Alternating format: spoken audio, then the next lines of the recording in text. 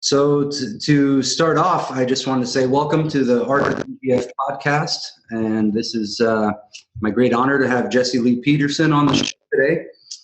So welcome, Jesse. Thank you. I really appreciate being on. Thank you for having me on. Yeah. I like your background. I like the open roof there. Thank you. Yeah, I enjoy it every day. It's really a great thing to wake up with the sun and have the light all day long, for sure. I appreciate it. Yeah.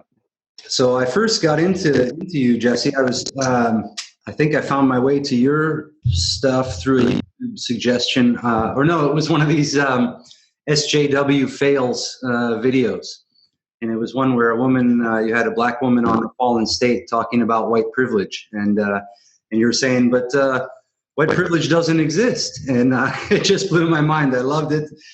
I had already had those ideas about these things myself, and then finally you were bold enough to be putting it out there, and I just loved it. So then from there, I ended up searching and watching everything, like I don't know how many hundreds of hours of old church videos way back, and the radio show almost every day, and then the Fallen State. So I just am loving it, and I was amazed that a lot of the core ideas that I hear you bring up, the things that I, in some ways, arrived at through my own life and through my own inner process, just of facing the truth and coming to them. So it really affirms what you say about you have that guidance within you. You can find out if this stuff is true or not, and you don't have to take anyone's word for it. So that's where I got really excited, and I finally reached out and connected with you. So that's how we ended up here. The purpose of this show. I appreciate that. You're absolutely right. The truth is inside of all of us. We already know the truth. The problem is people don't know that. They don't pay attention to what's on the inside. They're constantly distracted by what other people are saying and doing on the outside. And so they'll fall for lies. And the moment you believe those lies, you're controlled by them. But if we follow what's in us, then we cannot be misguided by the world. We already know the truth. Yeah.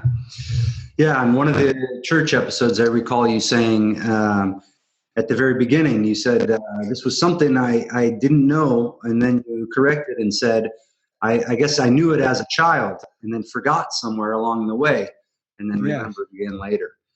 And that's a beautiful thing.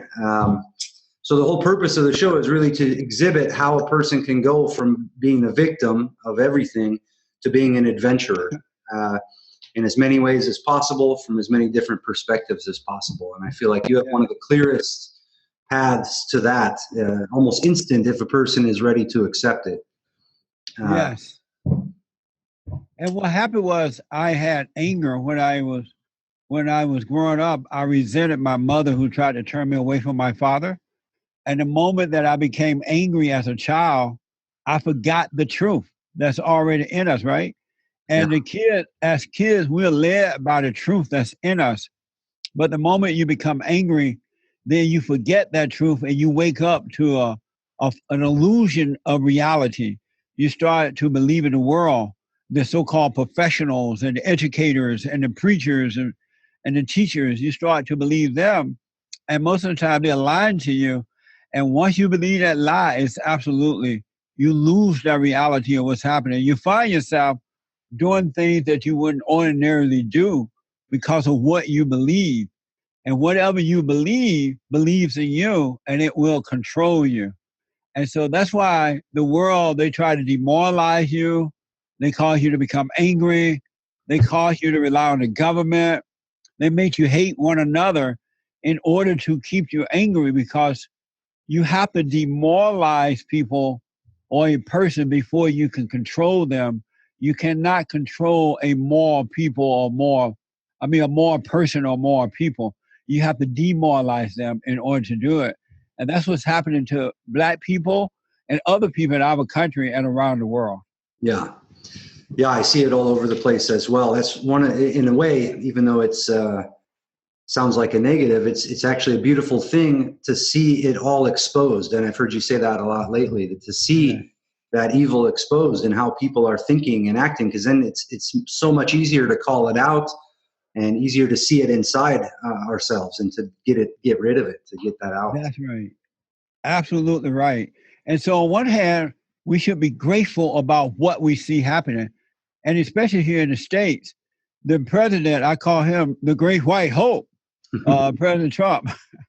He is exposing evil in our government like never before. I've never seen one person expose evil in the way that this president is exposing the government. He's exposing the liberal media, the Democratic Party, the Rhino Republicans, and the Never Trumpers. They never intended to do what's right for this country and for the people. It's always been about power and wealth for themselves, and they have kept people down in order that they may maintain that power and wealth.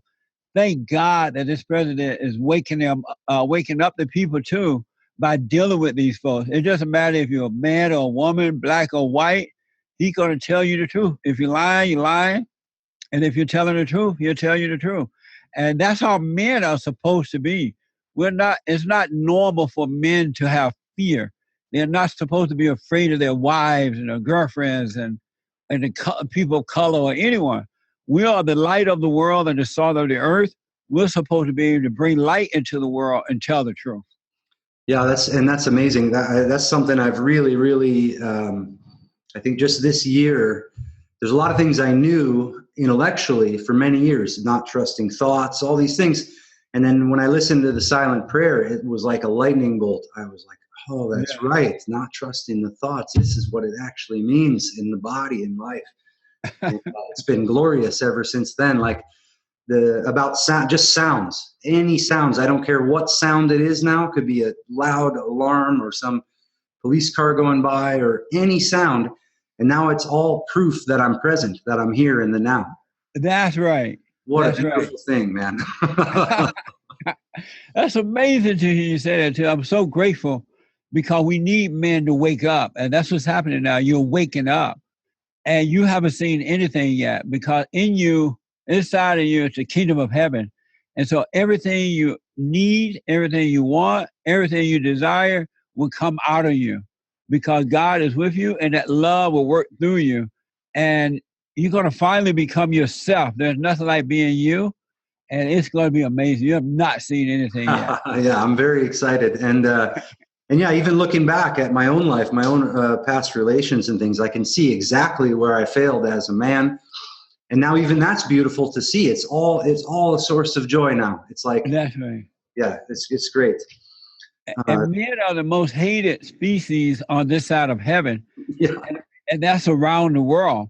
And the reason men are hated because they represent God.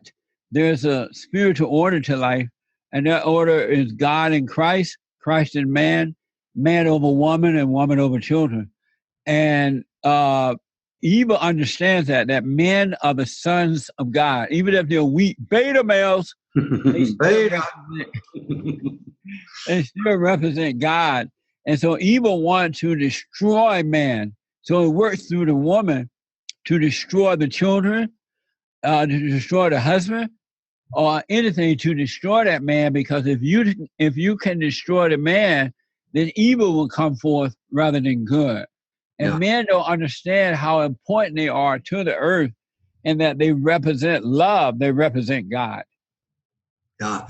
You know, what's interesting about that too is when I've talked to women individually about that order and about what you just said, they, in a private conversation, they almost all agree, actually. They're like, yeah, thank God someone's finally saying this. And then when I show them the beta male song, the video and song, and they all love it. And they're like, oh my God, I wish I'd seen this a long time ago. That's right. And yeah, you're right. When you talk to ladies in private, most of them will admit, hey, this is right. Some of them now are starting to wake up and they're admitted in the public as well. But in private, they will admit it. But for some reason, in public, it's hard for them to admit it. But they need to admit it because it's right. It's the right thing. And women need to realize that when their sons and their husbands and their brothers and their male cousins and things go out into the world, that the world hate them too. And they're going to try and destroy those men as well. Yeah. Well, and what's fascinating about it is that on the surface, I could imagine a lot of women thinking, oh, that order means the man's going to control me or beat me up and all this crap, or that it's somehow against them, or that's their fault. They're taking the blame for evil in the world, but that's not what you're saying. What I understand you're saying is that Right. it's just they're being taken advantage of just like anybody else, and everyone is suffering for that. There's no one to blame, but everyone is suffering. 100%. Every man and woman, or boy or girl, that are in the fallen state are being used, are suffering. And it has nothing to do with being a male or a female. It's the spirit it's a warfare between good and evil. And evil people, you can find them in all cultures, just like good people, you can find in all cultures, right? Men and women. And that warfare is going on between the two. And it doesn't matter if you're a man or woman, it doesn't care. It will destroy whatever gets in its way. Just like good will save whatever gets in the way. So it doesn't matter about male or female. Right, exactly. And when people make it about that, they're thrown right back into their thoughts and then right back into that evil again. Yeah. That's right. And speaking of thoughts, I want people to know that every thought is a lie. Every thought, no such thing as a true thought, no matter what anything, about anything, no such thing. If it reminds you of something, it's a lie now. If it tell you about the past, it's a lie. If it bring up the so-called future, it's a lie. So you have to doubt every thought. You just observe them, and then you shall know the truth. And the problem is, so many people have escaped into their intellect thinking that they're their own thoughts, but they're not. They don't create thoughts. They're not from God. They're not your own. They're from the deceiver. So we got to doubt every thought if we want to know the real truth. Yeah, that was a great key for me. And I had read in a couple different books by other authors in the past, they said all thoughts are lies, all beliefs are lies, all this. And I thought I knew that. And these are books I would share with my clients and stuff. And not until, like I said, the silent prayer, I don't know if I was just ready for it or what, but it just clicked. And now since then, and not that I was even really an angry person, but I've noticed since then, there's no anger. There's not even a possibility of it. It's That's right. And I've been hearing that with people, and they're like, it's not possible to never be angry. I'm like, no, it's possible starting now. It really is possible. Yes, sir. I used to be an angry person too. And I asked God to let me see myself. And he allowed me to see that anger, which is the same thing as judgment, hatred, is all playing God. It's judgment. And that was holding me back in life. I couldn't see my way. And when I went and forgave my mother and my father, returned to my father, I woke up and I've not been the same since then. And that's been 30 years ago. And I've gone through much more so far than I ever gone through in life. And I don't feel it on the inside at all because I don't have the anger. I have the love of God is perfect love. And I speak up and deal with the issues, but I have no personal feelings about anyone. Yeah, that's awesome. Yeah, it's just amazing. Well, I wanted to ask you about that because I know in your book, and I'm going to put links to all this stuff on when I post this, but in your book, From Rage to Responsibility, you talk about how you overcame the anger. So I just wanted you to get into that a little more. Like, what was going on in your mind at that time? What was in your life, and how did that actually happen? Good question. Long story short, and they can read about it in the book From Rage to Responsibility. I write more about it in that book. I write other books as well. But I I grew up in Alabama on a plantation. I'm born there. And I was raised by my grandfather and grandmother because my mother got pregnant when she was a teenager. And my father denied that I was his. So before I was born, my mother married another guy, so I wouldn't be born out of wedlock. And then they got, when they got married and I was born, they ended up moving to Indiana, and they had 9 more other kids together. Wow. I stayed in Alabama. But when I moved to California, I realized that I had this anger. And I had seen my father off and on down in Alabama and Indiana and places like that. But I had this anger. I was a Christian, so-called Christian, going to church, reading the Bible, doing all those things. But I still had the anger. And so finally I asked God to let me see myself because I didn't know why I was still having problems. You know, I was just sex and all that. And God allowed me to see that I had this anger for my mother who tried to turn me away from my father, and then for my father not being there. And so, because I had this yearning deep down in the soul of everyone, there's a when you're not close to your father, it's an emptiness. Mm-hmm. And that yearning is a yearning for the father. It's not a yearning for more money or a better job or more friends or any of that stuff. It's a yearning for the father. And so when I returned to my father, I went to him and asked what happened. He told me, and right away things changed because I had no anger toward him, and my whole life changed. And my father and I became really tight, and uh, my life just been different. I woke up and I can now see. So I started a nonprofit organization called Bond, the Brotherhood Organization of a New Destiny. And we are rebuilding the family by rebuilding the man, bringing back that order of God. Mm-hmm. And the reason forgiveness is so important, God said that when you forgive others, he will forgive you. But the problem is most people never forgive their parents, especially their mothers, for what they do to them. And so that's why they never have that perfect peace because they don't go and forgive. We're not supposed to ask for forgiveness. We're supposed to forgive because our parents could not help themselves. And so when we forgive others, God will forgive us, and then we can go free. And that's what happened. And people like you and men and women around the world, those who have gone and forgiven, their lives have totally changed. Yeah, it was amazing. And, you know, I realized my mom is dead, but before she died, and it was a sudden thing, but before that, somehow we had connected, and it was just a natural um, that I had let everything go, and we talked closely about it all. And she said, this just happened naturally. Like she said, everything that happened when she was younger and why they got divorced and all this. And even suggested connecting more deeply with my dad. So she kind of knew at some point that was the right thing. Yeah. And my dad he's still alive. He had a heart attack 10 years ago. And at that time, but he was not with it when I talked to him on the phone. But I had this sense.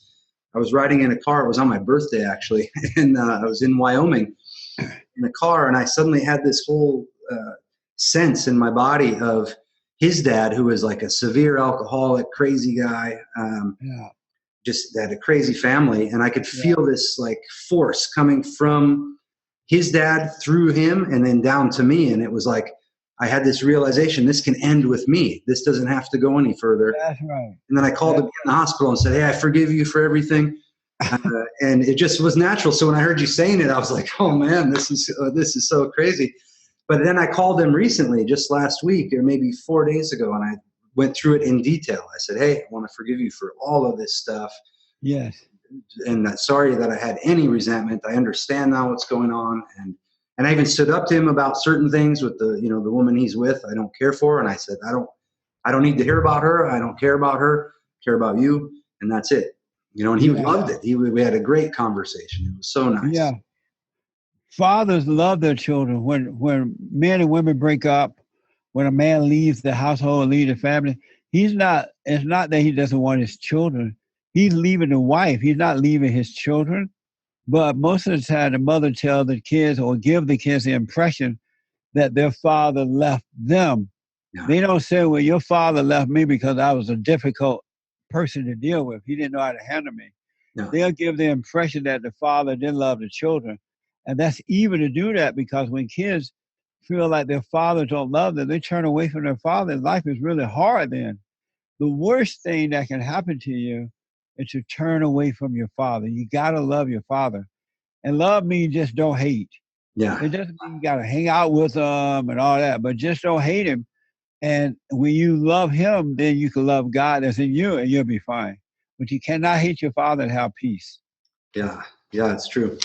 And one of the most amazing things about this fact to me is that it must be $1 trillion industry. Like if you add up self-help, personal development, psychology, psychiatry, all this stuff. And it seems now all of that is an avoidance of this core issue.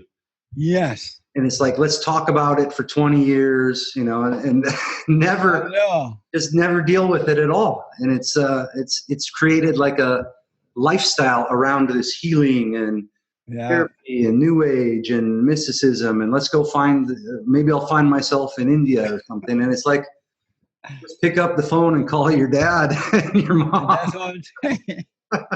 You got to be crazy to see a psychiatrist. Yeah. They just take your money. These so-called experts have no idea. They spend 4, 5, 6, 7, 8 years in college learning how to be a so-called professional. Yeah. And they have no idea what they're doing at all. It's just a ripoff.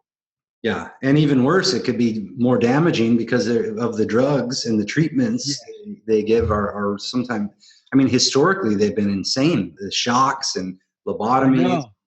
You know. Yeah, they put you on drugs, and once you get on that antidepressant medication and all that, it's hard to find your way out of that because you really lose sight of reality, being, you know, having that anger and being on so-called antidepressant medication.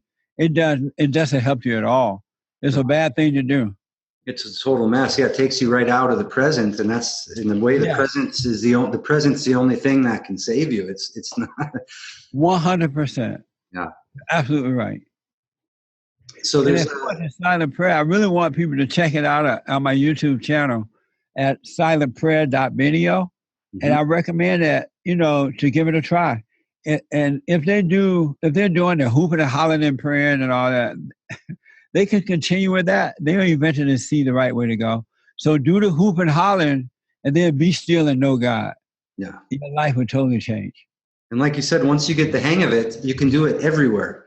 Yes. Just by listening. That's at least I'm fascinated by the sounds now. But that's the key, is because the sound can't fool you. It's like it's in the now. So that's right. You're 100% right. Absolutely. And you wouldn't know that if you were not aware of it. So the reason you see that because it's in you and God is allowing you to see it. But you are 100% right. Yeah, it's great. It's made everything beautiful. I mean, the sounds are just it's perfect. Yeah.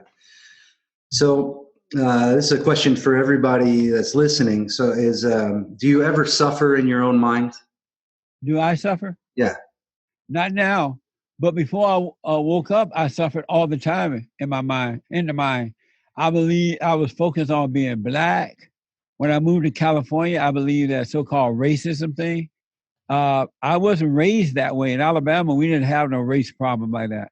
But when I moved to California, I started listening to the so-called experts, and they said, white people against you because of your color.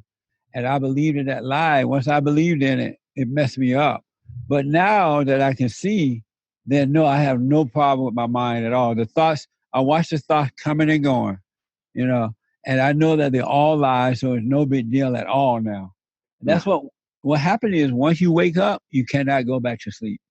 Yeah, it's excellent. I came up with a term I called fake suffering, which to me is all suffering if you differentiate it from pain. So pain, that could happen, okay, if you get shot or something, but pain's easy to deal with because you just have to deal with it, and it's present. So you handle it, and the suffering is this endless, meaningless thing floating around in the mind, and everything around you is fine. And then you're sitting there having a bad time. So whenever what's that? Amazing, yeah. And whenever I see people complaining now on social media, I'll put #fake suffering right below the post, and then watch what everyone says. And people will get on there and say, "Hey, it's okay to complain. Sometimes people have to complain and all this." And I said, "It's not necessary ever. You're alive. What are you doing? Wasting." That's right. Yeah, we're supposed to be living, not complaining. Yeah, totally.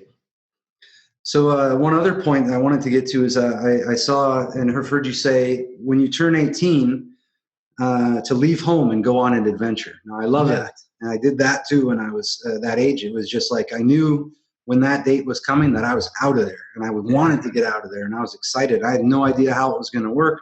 So I really resonated with your story about going and getting a house. You didn't even know how you're going to pay for it. You just jump in.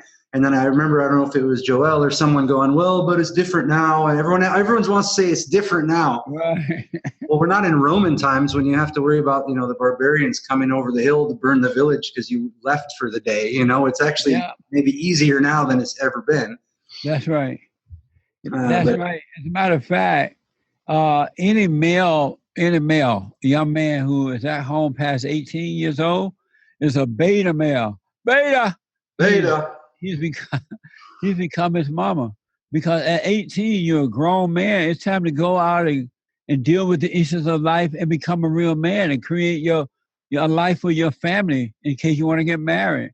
But a man has got nobody living at home, whether with mama and daddy, but they should not be at home after 18. Yeah. And parents should train their kids, teach them to work very early in life, show them how to be responsible, so that when they become 18, especially the boys, they need to go out and start their own lives. And the mothers need to stop following them around. Don't move wherever the kids move to try to control them. It's more of a mother thing than it is a father thing. Wherever the kids move, the kids as adults can move to West Hell. Here come the mama trying to move to West Hell in order to control the kids. Yeah, I see that a lot with people, men and women, getting controlled by the parents, and they think it's being helped and all this. Absolutely. No, you definitely should move at 18. I've sent silent prayer to all of my clients. I work with people on a body-based thing, but it's basically, I consider it coming home to the body, because before that they're lost from here up and there's no one home. Right. The body, then I work on the not trusting thoughts and then getting out into life. It's simple, and then we try to do that in a million ways. I sent this stuff out to all the clients, and they loved the silent prayer, and a bunch of them have forgiven their parents, and they wrote back right away like, oh my God, my life changed in a second. They can't move from one moment to the next. And one guy has been really reluctant to, so I asked him to ask some questions. His name's Christian. He's from Norway. And he wrote, and you kind of answered the first one, why is forgiving your parents so important? But he followed up with, what if the damage they did is really unintentional and they are actually helping me out a lot? And how will forgiving them help a man like myself fixing or leaving a relationship that's not bringing me up, but rather down? Well, number one, most of the time when your parents screw you up, most of the time it's the mother and not the father. But with both parents, when they screw you up, it's not intentional. Mm-hmm. They've been screwed up by their parents. And so they're giving you what they have. They don't have real love to give. So they're doing the best that they can do. And so in realizing that they have done the best that they can do, that makes it easier to forgive them. And once you forgive them, you get your life back. Because anyone who has anger toward their parents, you become like your parents. You become like whomever you resent. That's why you see a lot of men acting like women, because they hate their mothers. And so if that person forgive their mothers and fathers, realize that they did the best they could do, it'll be even better for them. It's easier to forgive when you understand that they can help themselves. Mm-hmm. And it'll allow you to become yourself. You could be you. There's nothing like being you. And what did he say about relationships? Well, his situation, he's in a relationship that he said is bringing him down. Not bringing him up. And he's saying, I think he's wondering how that connects with forgiving the parents. And then I think he's afraid to forgive the parents because they're helping him out with money and basically helping him sustain this unsustainable situation. His parents are like the government. They give you money to control you. But when you look at a relationship, I guarantee you the reason it's not working because he ended that relationship in the wrong way. Men make a big mistake by having sex before marriage. They make a mistake by living with one another before marriage. And they make a mistake by moving into the woman's apartment or house. Because when you do that, everything you do is going to turn out wrong. Mm-hmm. Because that's the wrong way of doing it. Number one, men should not have sex until marriage. And the only purpose of sex is to make babies. So they shouldn't have sex until they get married. Number two, never, ever, ever, ever move into a woman's apartment or house. It should be the other way around. When you get married, the woman come into your world. You're not going into her world. And number three, he need to become the head of his wife, because I mentioned that order of God and Christ, Christ and man, man over woman. And it's the man's responsibility to lead the wife and children in the right way to go, not to follow her, but to lead her. So I would tell that person to examine himself. And if he's doing it the wrong way, he needs to stop and do it right if he want a better outcome. Because women don't respect men who are beta males. They don't respect men who have sex with them before marriage or move into their place. Or if she can control them, they do not like that kind of man. They may try to control you, but they don't like it if you allow them to control you. Yeah. Yeah, I can see that everywhere in all the people I know and the relationships I see. It's that's right. Almost ubiquitous. It's crazy.